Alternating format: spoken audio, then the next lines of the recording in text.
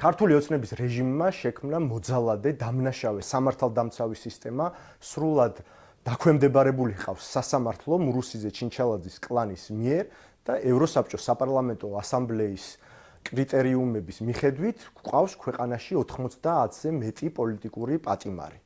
აქედან უმრავლესობა აკმაყოფილებს პასეს მიერ დადგენილ 5-ვე კრიტერიუმს, ამდენი პოლიტპატიმარი არ ჰყავს პუტინს, არც ლუკაშენკოს და ამ ტენდენციით ივანიშვილის რეჟიმი მალე გადაუსწრებს საბჭოთა საქართველოს მემკვიდრეობას.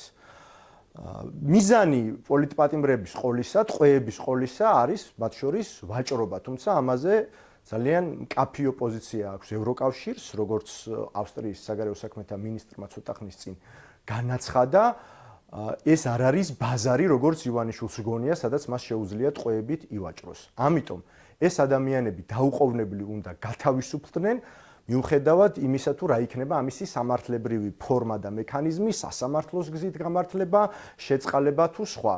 ამ ქვეყანაში პოლიტპატიმრების ეპოქა ერთხელ და სამუდამოდ უნდა დასრულდეს.